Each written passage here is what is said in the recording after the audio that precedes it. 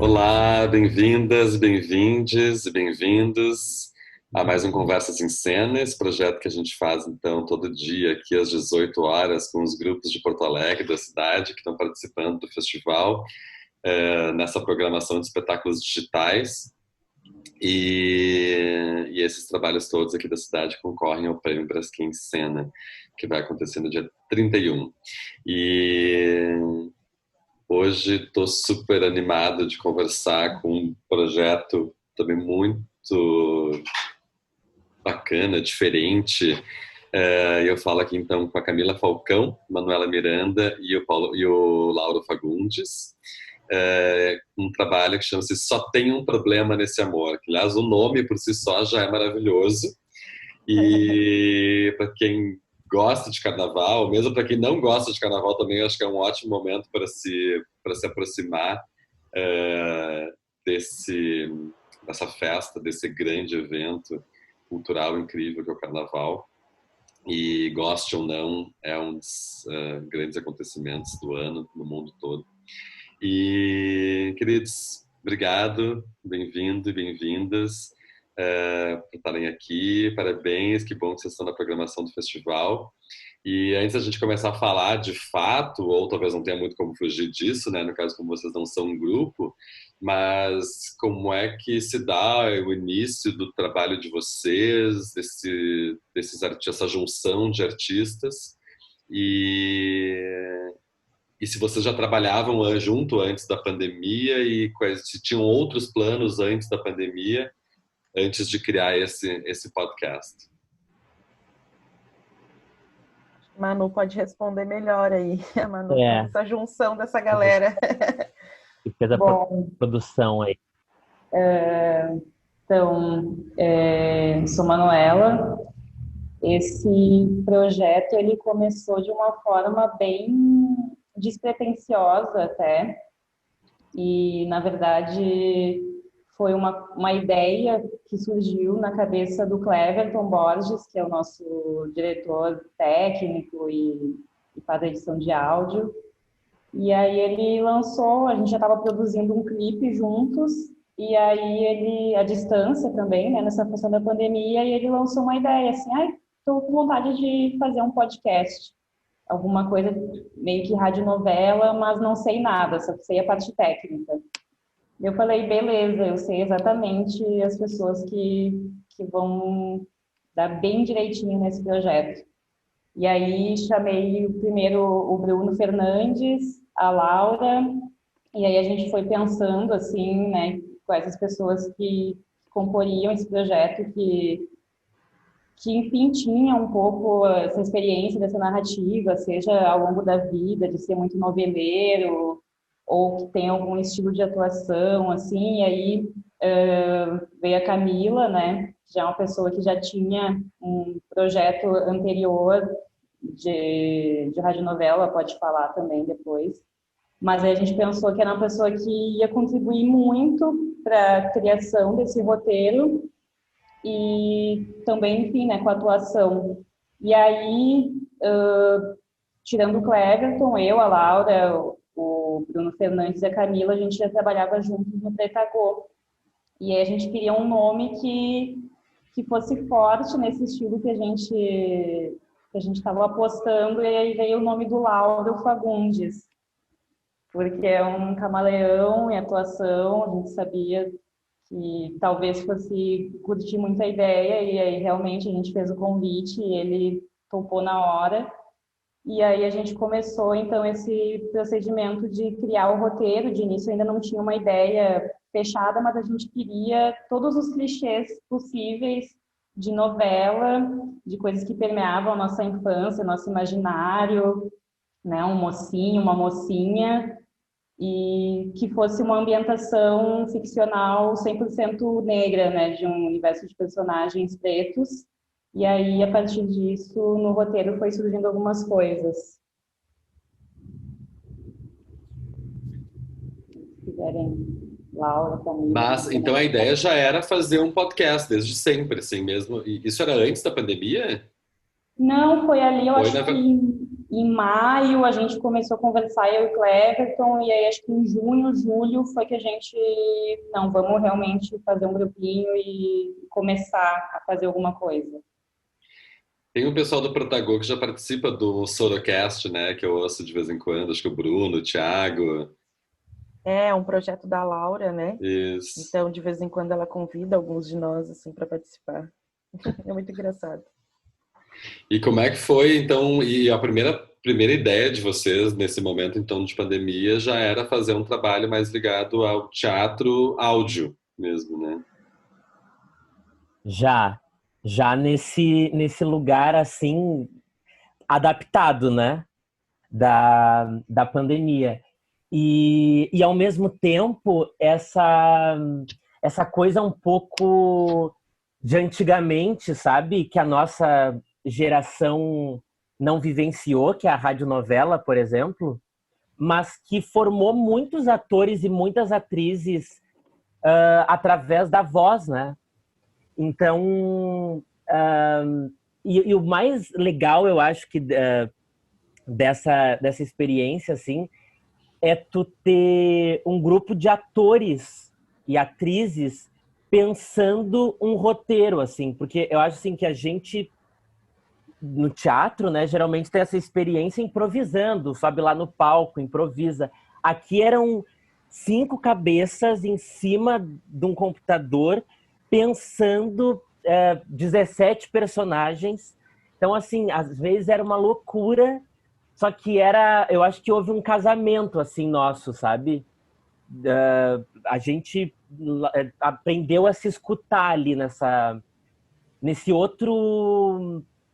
outra forma de criação, que a gente não era roteirista até então, né? Depois desse trabalho a gente se tornou também roteirista.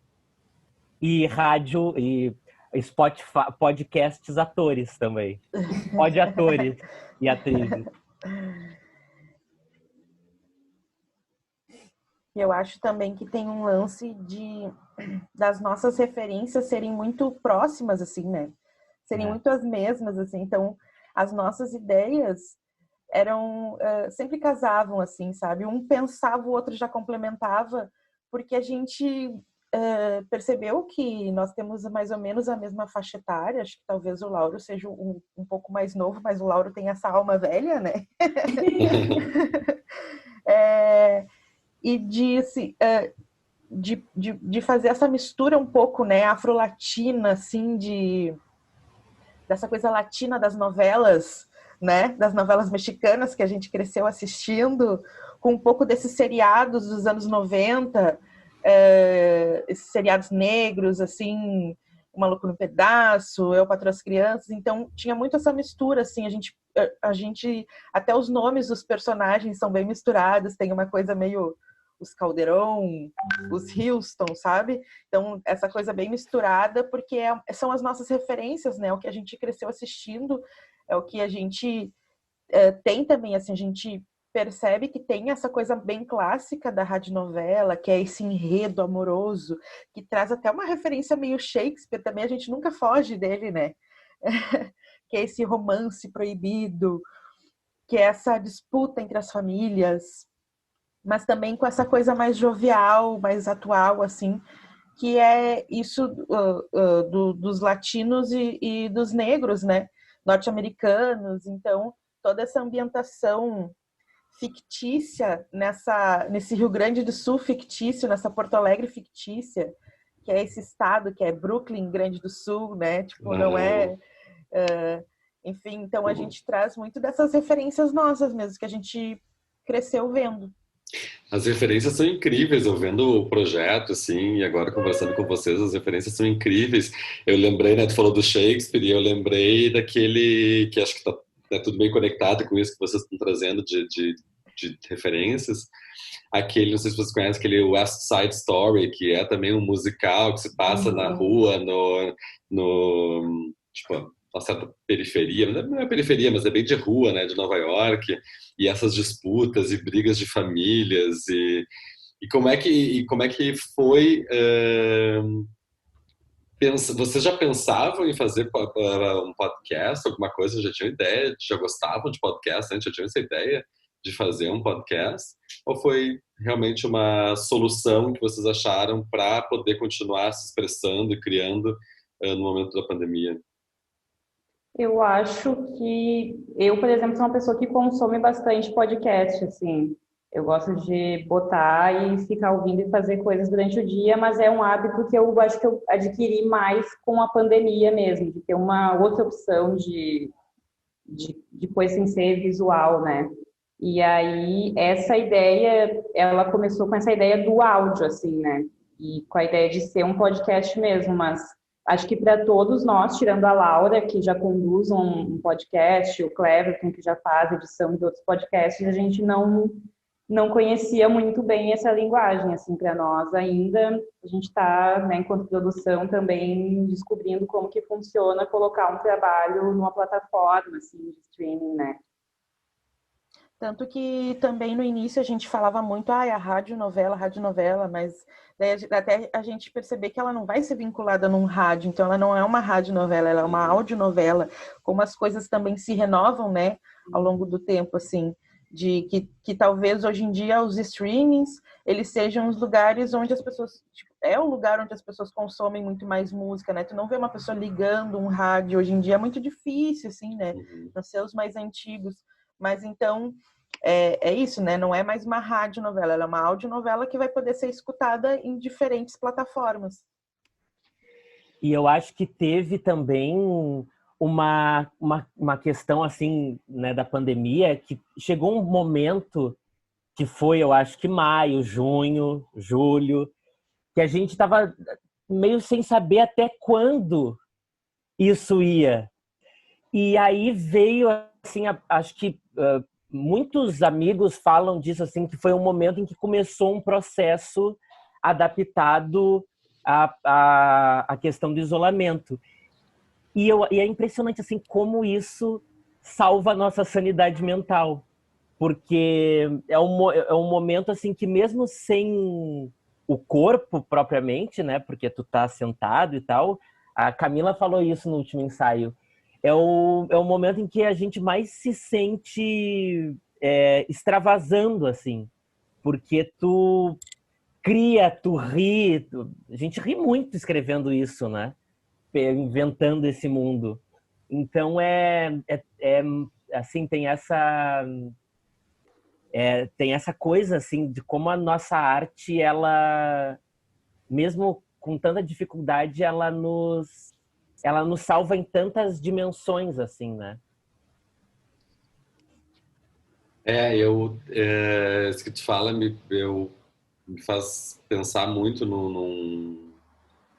numa reflexão que eu tive muito séria durante essa pandemia, né? Acho que foi um momento, está sendo, né, um momento muito de reflexão, especialmente esses primeiros meses ali, que foi aquele tempo de inércia, de tentar entender o que estava acontecendo e até quando isso ia. Falo, quem está acompanhando aqui toda a programação dessas conversas em cena já deve estar já é repetitivo, assim, porque eu falo muito nisso, não tem muito como não falar também, né?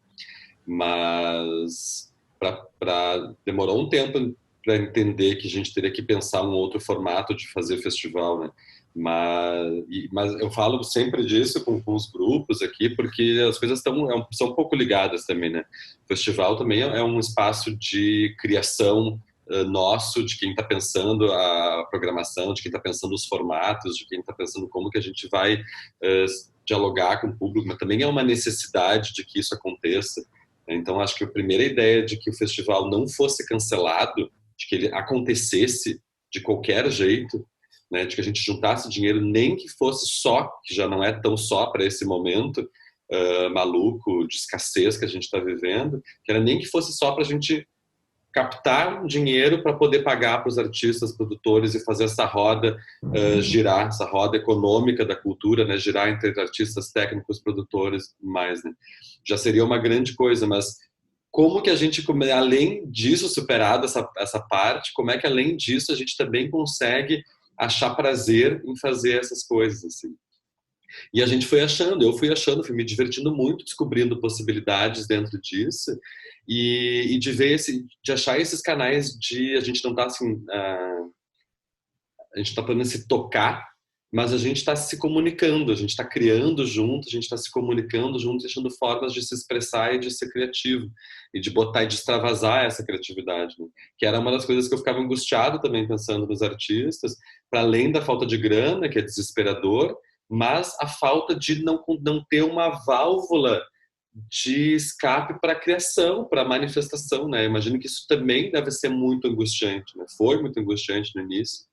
E que bom que vocês acharam esse caminho. E como é que foi quando é que vocês começaram a achar prazer? Já foi logo de imediato, quando vocês começaram a se encontrar? Quando é que vocês descobriram um tesão criando esse projeto, criando esses episódios? Eu acho que isso já vem muito porque a primeira meia hora dos nossos encontros é a gente fofocando, é a gente conversando, dando risada, falando do que passou na televisão ou alguma fofoca de algum famoso, sabe? Isso traz uma leveza também pra gente, assim, porque muitas vezes a gente conversa com os nossos amigos ou colegas de trabalho, assim, só para trabalho, né? É uma coisa meio rápida dessas chamadas de vídeo, assim. E isso traz uma suavidade pra gente que depois a gente foca e a gente trabalha com esse ritmo leve e dando risada e gostoso, assim, sabe? Então, os nossos processos têm sido bem divertidos, além de sérios e focados, né? Não, e quando chega assim o Bruno, entende, assim, para mim, e aí já, sabe, assim, já começa a improvisar um texto, e aí já vem o nome dessa gente, sabe? Celina Houston, Catherine Houston, Denzel Calderon, que é filho do Morgan Calderon, sabe assim? Aí tu, sabe assim, tu tá o tempo inteiro com vontade de rir. A Krishna do Himalaia, que é uma personagem super hippie da cidade. Então tu... E aí tem isso também que a Camila fala, né? Porque eu tinha trabalhado com o Bruno, mas foi muito rápido, porque foi num curta, né? Com a Camila no Cidade Proibida, mas também foi super rápido, e aquele mundaréu de gente também. Então, foi, acho que meu trabalho, assim, junto de vocês, né? E como a gente ficou amigo, e como isso traz essa leveza, que até a gente tem um bordão que é foca, Celina Houston, foca, que é quando a gente tem que parar de rir e voltar para o texto, assim, porque a gente vai embora. Massa. E como é que são? Então, vamos falar um pouquinho, contem mais pra gente como é que o que é, de fato, né? Já estamos falando aqui em áudio, novela, podcast, enfim, mas o que é o Só Tem um Problema Nesse Amor, né? A ideia é que ele siga para depois do festival, né? Sim. Então é uma série. Sim, a ideia é que a gente tenha pelo menos essa primeira temporada, né? Também a gente vê, porque tem isso também de tentar captar mais recursos, né? Para conseguir seguir assim nesse projeto. Nós já temos mais episódios escritos também, além dessa pré-estreia que será no Porto Alegre em Cena, né? Que vão ser 2 episódios, né? Que vocês vão apresentar os 2 primeiros episódios. Eles não vão mostrar só o piloto, eles vão mostrar 2. Eu acho maravilhoso. Muito bom. E a gente pensou muito assim também nessa... Agora já viajando para dentro do roteiro, assim, né?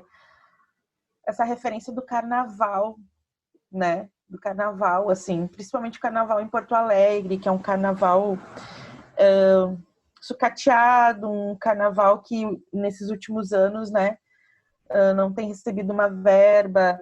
Então a gente traz muito dessas questões, assim, dentro dessa Porto Alegre fictícia aí, que é a capital. A gente quis trazer bastante essa história da Bambas e da Imperadores, né? como esse pano de fundo, assim, um pouco dessa história da escola, até o nome é um pouco dessa referência, porque esse nome, o título, ele é uma música, o título de uma música do Carlos Medina, que ele é foi um grande intérprete do carnaval, e ele atuou tanto na Bambas, na Imperadores, na Restinga, enfim, assim, mas ele tem uma música que ele fala sobre isso, né? Só tem um problema nesse amor, só um problema nesse amor. Ele é bamba, e ela é imperador. Então, é um pouco disso que a gente traz nesse enredo também, né? Desse romance entre essas duas pessoas que fazem parte dessas duas escolas, né? Que são... que a gente fala na Leões Vermelhos e na Águia Azul, trazendo bem a referência mesmo das escolas. Quem conhece um pouco do carnaval porto-alegrense vai entender que a gente está falando sobre eles, assim. E para a gente é massa, assim, falar também sobre esse lugar, essa cultura, assim, que é tão brasileira, tão afro-brasileira, né? Que a gente vê em Porto Alegre, assim, que talvez muitas pessoas, a maioria da população, a não ser a população realmente que é de comunidade, que participa ativamente das escolas, a galera curte mais um carnaval de bloco, a galera não vai lá no Porto Seco, não vai conhecer realmente como funciona, né, essa estrutura assim do carnaval. Então, para a gente é importante também trazer essas referências, assim, dessa referência tipo cultural afro-brasileira, que é muito forte, em muitos lugares do país é muito mais forte, e aqui, assim, a gente sente que parece que está cada vez mais se apagando, sabe? Que a gente precisa dar voz, a gente precisa trazer também, assim, esse conhecimento e, enfim, a gente achava que a gente conhecia pouco do carnaval, porque nenhum de nós é criado dentro do carnaval assim, porto-alegrense ou, enfim, assim, de escola de samba. Mas, no fim, a gente foi conversando e a gente foi vendo que todo mundo, de certa forma, já fez parte, assim, né? Eu tenho uma tia que ela é presidente de uma escola de samba lá em Cachoeira do Sul. Tem gente que já, tipo, quando criança, desfilava nas escolas aqui em Porto Alegre, sabe? Então, a gente foi vendo que a gente tem um pouco dessas referências e que, sim, talvez a gente possa ter um pouco de propriedade para falar sobre isso, assim, mesmo que seja dessa forma, trazendo esse vislumbre, né? Trazendo esse, tipo assim, olhem, gente, olhem o que está acontecendo com o nosso carnaval, né? Vamos apreciá-lo também. Não sei se alguém quer falar mais alguma coisa aí. Não sei se tu quer... Opa, te atrapalhei. Fala. Não queria saber, não sei se tu quer saber um pouco da historinha mesmo, assim, ou... Eu quero depois saber, eu ia perguntar depois como é que essa coisa que tu falou de tantos personagens, são nomes incríveis, toda essa relação, mas eu queria ouvir isso, a Manu queria falar, porque essa coisa do carnaval, bom, eu amo carnaval também, né, então pessoalmente me interessa muito, mas para além da minha paixão pessoal, por gostar muito de carnaval e frequentar carnaval daqui da cidade, de fora da cidade, como eu falei no início, ele assim, é o grande evento no Brasil, o grande evento do mundo, não tem nada comparado àquela energia, aquela coisa, goste ou não, né? A gente está falando de potência de energia, de quantidade de pessoas, de movimentar um país inteiro, enfim. Então, e trazer essas referências. Então, com tudo isso que a Camila está trazendo, né, de ser, principalmente aqui no Sul, já vem sendo sucateado por esses governos caretas, por esses governos religiosos, enfim, por essa justificativa de uma falta de verba e a falta de investimento, e não só aqui, mesmo nas cidades que tradicionalmente têm um carnaval muito forte, há décadas, séculos já. E nesse momento de pandemia, que ninguém sabe o que vai acontecer em fevereiro de 2021, vocês trazerem essa referência para a gente é muito forte, assim, é muito bonito a gente poder ter um pouquinho... É isso que eu disse, só de ouvir esse nome, para quem é daqui do Sul, conhece Imperadores, só de ouvir esse nome no título do programa, assim, já dá uma... Opa, o que é isso aqui, né? E aí ver vocês, enfim, então saber um pouquinho, saber o que a Manu ia dizer, assim, se vocês têm mais coisa para falar dessas referências do carnaval. Vocês são todos de carnaval, vocês frequentam carnaval também. Os carnavais, né, não só os blocos de rua, mas esses carnavais de escolas também.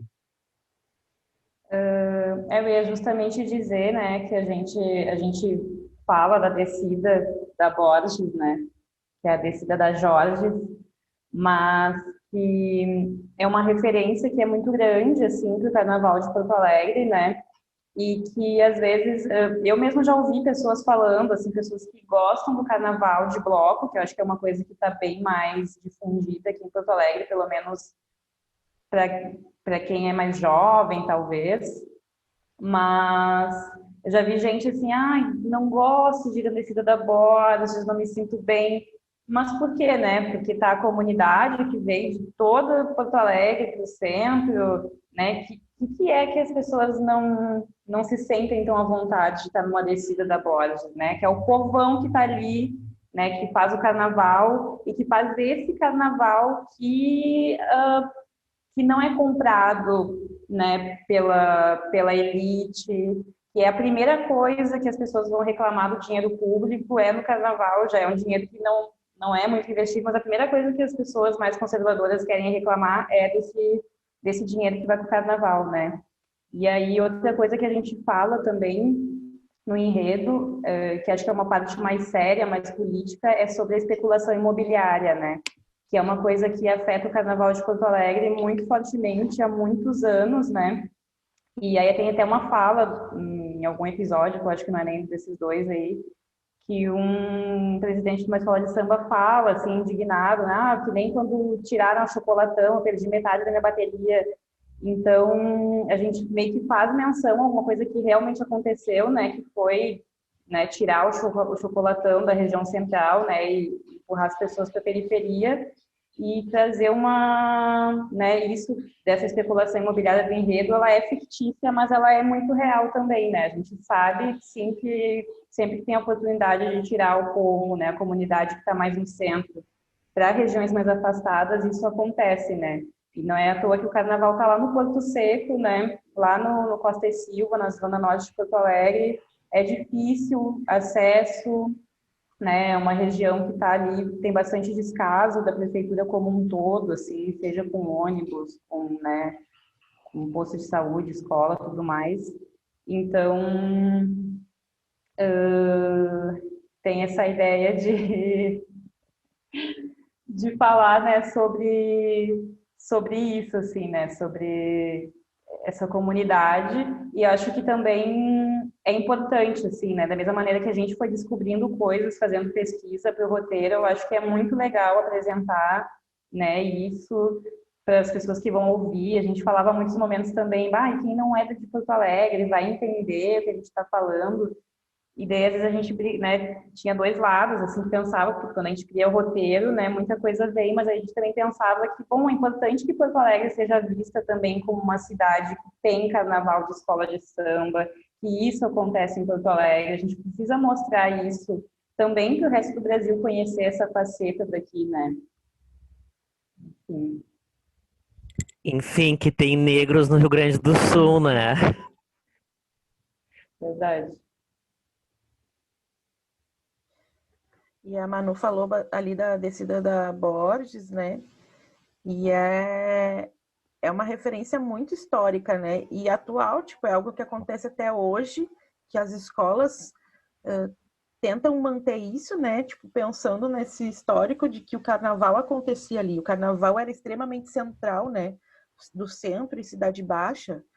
Acontecia ali, porque era do povo, é algo do povo, né? E eu acho que essa manutenção de ter essa descida é muito importante, assim. Talvez as pessoas a maioria das pessoas hoje, mais jovens, nem saibam porque acontece, né? Mas isso é totalmente histórico e referencial de que aquele espaço também é da galera do carnaval, aquele espaço também faz parte do povo, tá numa região central, né? Talvez seja o momento em que as populações mais periféricas realmente venham para o centro, assim, né? Tipo, quando tu trabalha um pouco em projetos na periferia, tu percebe o quanto muita gente não conhece o centro da cidade, porque os bairros mais afastados acabam sendo totalmente autossustentáveis, as pessoas não precisam vir para o centro, né? Não há essa necessidade, a não ser nesse momento, que daí tu vai lá, eles vão lá para torcer pela escola, para ver a escola descer, para ver esse momento, assim, porque é uma festa, porque é uma celebração, né?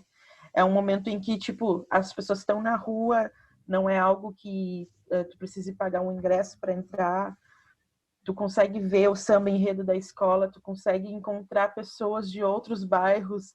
Enfim, eu acho que é um grande momento de celebração e união, assim, mas que também é uma afirmação política, né, de que esse espaço também é nosso, esse espaço sempre foi nosso e sempre vai ser. É isso aí, lindo. Acho que esse é um grande movimento, assim, que cabe à cultura fazer, né? A Manuela falou antes ali dessa coisa das pessoas reclamarem do dinheiro ir para o carnaval enfim, e esses são sempre bodes expiatórios, mas é a grande referência que as pessoas têm da nossa cultura por ser o maior show da Terra, por ser grande uma grande manifestação artística que virou muito brasileira, né? Então, e essa brasilidade que vem historicamente, como vocês estão falando, da periferia, quer dizer, mostra realmente um pensamento de composição, de estética, que vem muito da periferia também, que vem muito do povo negro brasileiro. E isso é uma riqueza sem fim, e é isso que as pessoas são encantadas com isso, né? Isso fala muito do nosso país.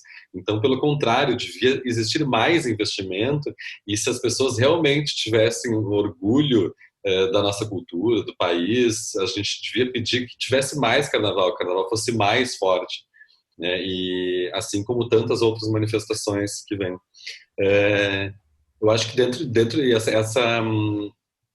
Camila estava falando das pessoas da periferia virem para o centro também, e eu penso muito nesse novo formato, e a Manu também estava falando disso, né, de pensar um roteiro, enfim, referências que sejam daqui, mas com a preocupação de se as pessoas que não são daqui vão entender, porque isso é uma novidade, de certa forma, né? Mas claro que os podcasts existem já há bastante tempo, mas de alguma forma pensar, a gente que é de teatro, pensar nas nossas manifestações para além das fronteiras da nossa cidade, ou mais ainda, né, para as fronteiras do centro da cidade, a gente conseguir, nesse ano, o festival e projeto de vocês que vai seguir, que tomara que siga por muito tempo, também é uma maneira da gente hoje, né, isso é uma das coisas legais que de alguma forma está acontecendo nessa pandemia, a gente pensar esse universo virtual, conseguir se comunicar sem fronteiras. Eu estava falando até num podcast, mas de entrevista, falando sobre o festival, e inclusive sobre o seu ponto de vista do público de periferia, que é sempre uma vontade muito grande nossa, a gente disponibilizar ônibus, tentar trazer as pessoas para o centro da cidade, para não só levar teatro para as escolas, para as praças, enfim, para os centros comunitários, nas periferias, onde sempre é o trabalho que foi criado para um palco mais tradicional, né, com luz, entrada, coxia, som, tudo mais. A gente tem que ser sempre adaptado para ir para esse espaço. Mas também que as pessoas das periferias possam assistir, ter a experiência e ter essa sensação de pertencimento também para os centros culturais do centro da cidade, né? E de poder usufruir da obra como ela foi criada, com luz, som, entradas, coxias e todas as coisas que ele foi concebido, né? E a dificuldade que isso é hoje de fazer, sempre pelo horário das apresentações, porque é longe, como é que vem, como é que volta, né? Então, esse ano também a gente está pensando como é que a gente chama atenção através de todas essas apresentações gratuitas que estão online, né, que tu precisa ter uma tela, pode ser inclusive de telefone, e um acesso à internet para acompanhar a programação do festival, para acompanhar o podcast de vocês. Então, tem essas mudanças que eu acho que, de algum lugar, eu encontro uma beleza nisso, assim, uma coisa muito, muito potente da gente poder se comunicar, talvez mais facilmente também, com mais pessoas, seja da periferia da nossa própria cidade ou de outras regiões do país. Né? A persiana caiu aqui, não sei se fez um estouro. Mas eu acho que é bem isso que tu falas, Zunha. Eu sempre pensei muito nisso, assim, que a gente tem muito isso do querer descentralizar, né? Mas quando eu fui dar aula, assim, nas periferias, que eu percebi isso, né? As pessoas não conhecem o centro. As pessoas realmente não têm, se vão ao teatro, tipo assim, a experiência que elas têm com o teatro é na escola, no pátio da escola, prestando ou não atenção, sabe? Isso, assim, de levar nesse espaço, de apresentar realmente como a obra é. Acho que isso é importante também, sabe? Essa outra volta, assim, essa outra curva que a gente pode dar, né? De trazer as pessoas, essa cidade também é tua, né? Uhum. Tu também faz parte dela, tu também tem o direito de conhecer. É bem isso que tu fala, né? Te pertence também, né? Tem que... As pessoas têm que entender, né? Que a cidade toda é nossa e também esses espaços da cidade também tem que aceitar essas pessoas, né? Que muitas vezes a gente vê, sei lá, vai com uma excursão de alunos num museu e daí já os seguranças do museu já não olham muito, sabe? Então, tipo assim, também esses espaços também tem que aprender a acolher essas pessoas, né? Também, assim, a gente precisa de todo esse movimento, assim, porque também não adianta, tipo, a gente querer levar umas crianças ao museu e elas não se sentirem bem lá e, tipo, eu nunca mais vou voltar nesse lugar, sabe? Também a gente entender que tem todo esse movimento que todos nós temos que fazer, né? Mas nesse caso, estão falando especificamente do racismo, nesse caso. Num racismo, ou às vezes tipo, tu olha, já pensa assim, aquele moleque ali já, sabe? Sim. Isso assim, né? Todo mundo de entender que as pessoas as periféricas têm que pertencer a esses lugares, mas também esses lugares têm que abraçar e acolher, né? Eu acho que sem dúvida nenhuma isso é uma responsabilidade enorme de todos os gestores de espaços, de festivais, de quem está nos ouvindo. É um movimento absolutamente necessário, urgente, já ultrapassado, inclusive, porque já deveria ter acontecido esse movimento, de todas as instituições serem orientadas a jamais olhar, desculpe, a jamais ter qualquer movimento que constrange a entrada de qualquer cidadão. Né? Então, isso já passou, quer dizer, não passou, infelizmente não passou, e é importante que a gente fale sobre isso. Mas, assim, já está mais... quem não entrou nesse movimento está ultrapassado e tem que entrar urgentemente. Começar a falar sobre isso, os diretores das casas, dos museus, de todos os espaços, os diretores de festivais, a gente tem que falar sobre isso. Então, esse espaço aqui, essa conversa, também é para a gente poder falar sobre isso, sobre o carnaval, sobre todos esses movimentos, né? Eu acho que é importante isso que vocês trazem. Estou adorando, né? Porque para muito além só do podcast ou do que é essa dramaturgia que vocês estão criando. Isso que a Manuela fala da influência, são coisas que a gente nunca pensa, e uma elite branca também está se lixando para isso muitas vezes, né? Quando a gente pensa o impacto da exploração imobiliária, desse mercado imobiliário, na cultura da cidade.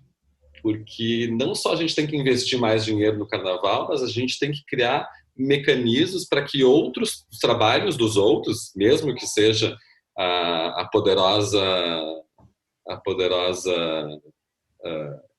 poderosas imobiliárias, né? Que o poder público, que o povo, né? Que as pessoas defendam a nossa cultura. E a nossa cultura, o carnaval faz parte da nossa cultura, né? Exato. Eu fico pensando também, assim, que acho que mesmo sendo engraçado esse texto, assim, né? Mesmo sendo engraçado, divertido e trazendo, tipo, talvez uma coisa mais... dessa história mais lúdica e tal, a gente sempre tenta trazer com muito respeito, sabe? A gente sempre tem discussões sobre isso, sabe? Sobre essas pautas, sobre o porquê que a gente está falando aquilo, né? Pode ser que quando as pessoas vão ouvir, elas vão ouvir a parte mais engraçada, mas no fundo tem muita discussão, tem muita reflexão sobre tudo isso, sabe? Sobre essas pautas, assim, tipo, do sucateamento do carnaval, da cultura afro-brasileira, das especulações imobiliárias, enfim, de tudo que permeia esse roteiro dessa audionovela. A gente tem discussões muito profundas, assim, isso é muito importante também, para que não seja algo... para que a gente tenha propriedade de fala, quando a gente, né, precisa conversar sobre isso, e que também a gente entenda esses movimentos que acontecem, assim, né? Muitas vezes, assim, sei lá, eu trago alguma informação, o Lauro, a gente não sabia disso, ou o Lauro traz alguma informação e a Manu, a gente não tava, sabe? Então é bom que a gente vai se informando também dentro dessas nossas conversas, dos nossos encontros, assim. Isso é bem importante, sabe? São movimentos que acredito que em todos esses trabalhos que a gente faça, assim, sempre tem que rolar, sabe?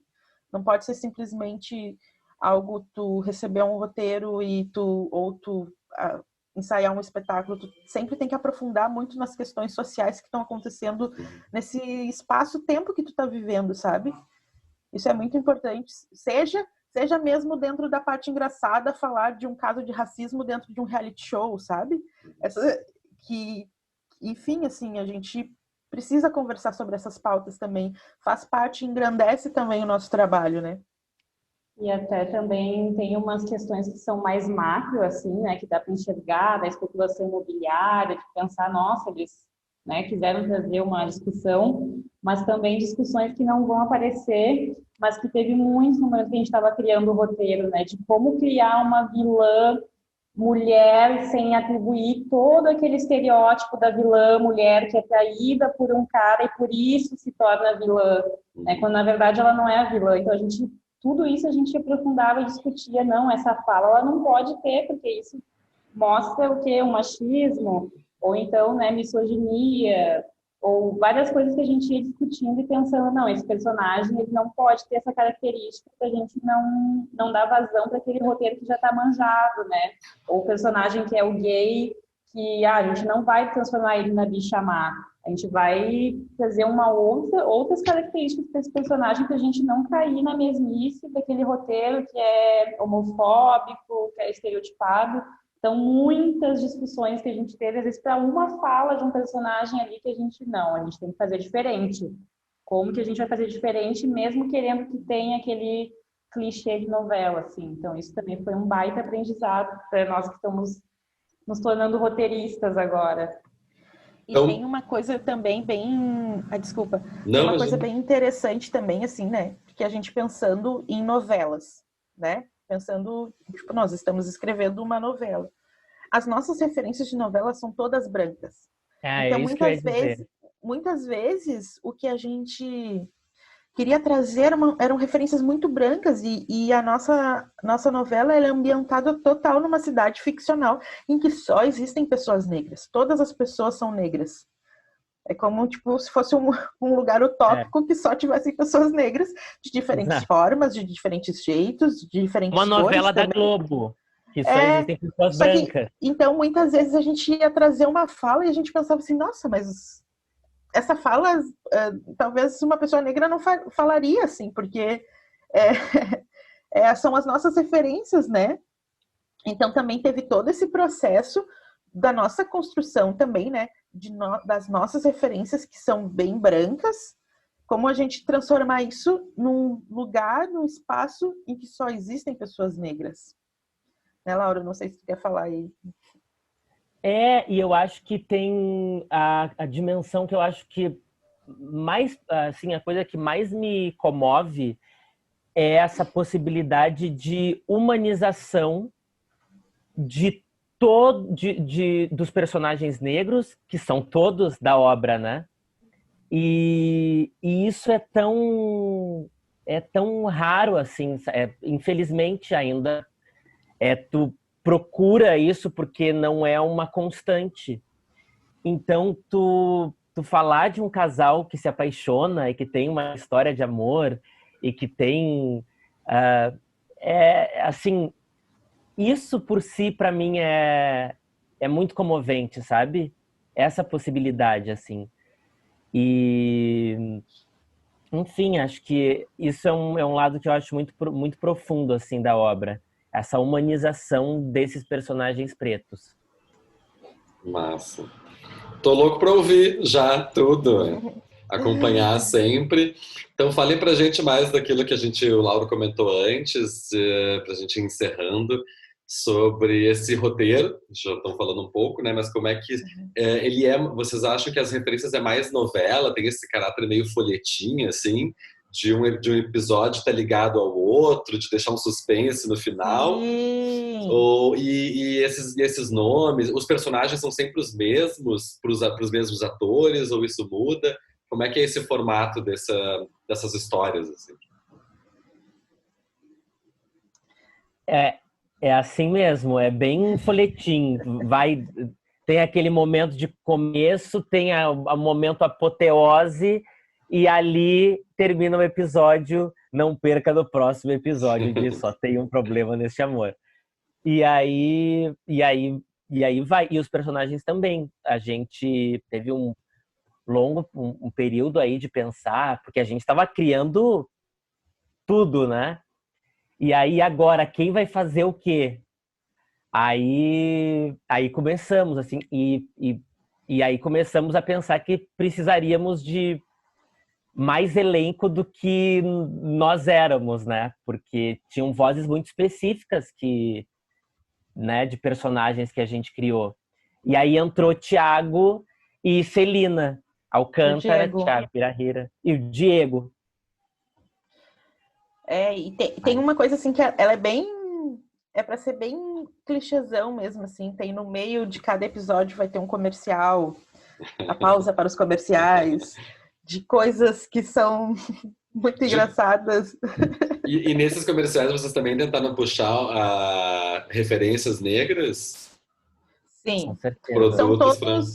São produtos com sempre com alguma coisa, alguma pegada cômica, mas também falando, como é que eu vou dizer a palavra? Pegando assim uma coisa, tipo, tem até um dos comerciais que a gente fala assim, se você viu algum sinal de racismo nesse comercial, reveja seus preconceitos, sabe? Tipo, sempre tem alguma pegadinha, assim, alguma coisa, sabe? Crítica, sim. É alguma crítica, isso, exato. Uma ironia. Então é bem isso. E tipo assim, o primeiro episódio acaba e daí o segundo começa com... E no episódio anterior, sabe? É bem, bem clássico, assim. E são vários personagens, né? Bem isso que o Lauro disse quando a gente começou a pensar assim agora, né? Tipo, agora é para valer. A gente precisa chamar outras pessoas também, né? Porque, enfim, mesmo a gente tendo todo esse estudo de teatro, os nossos registros vocais são muito marcantes, né? A gente consegue fazer uma, duas, três vozes, assim, mas são muitos personagens, a gente foi criando loucamente.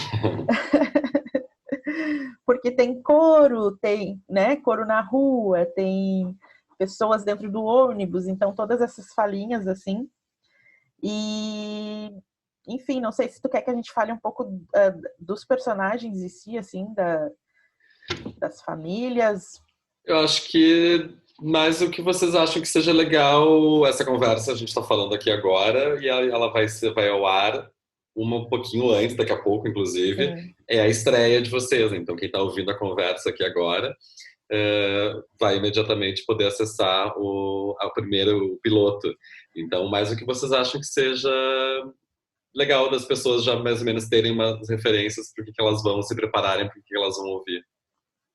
Eu acho que as pessoas têm que se preparar, assim, para esse grande encontro da família Houston e da família Calderon, que há um romance no ar aí.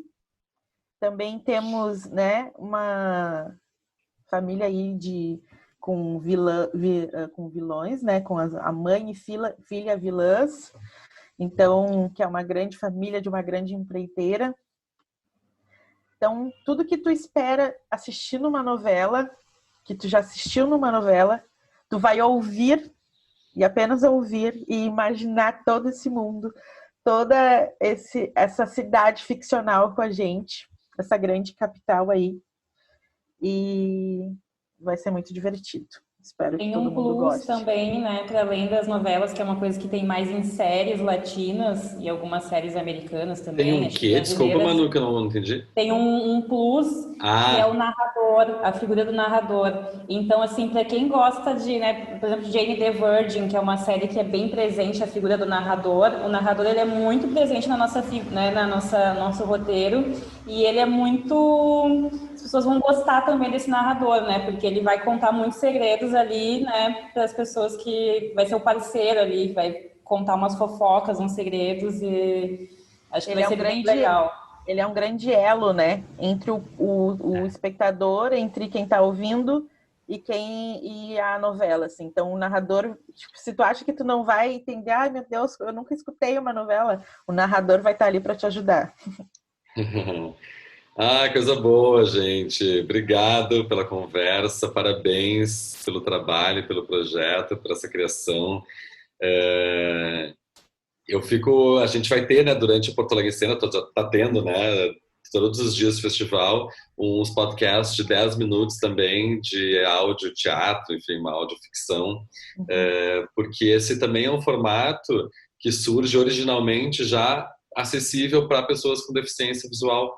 Então não é uma adaptação de alguma coisa que foi feita para o universo visual que tu adapta com audiodescrição para que pessoas com deficiência visual possam usufruir daquilo, né?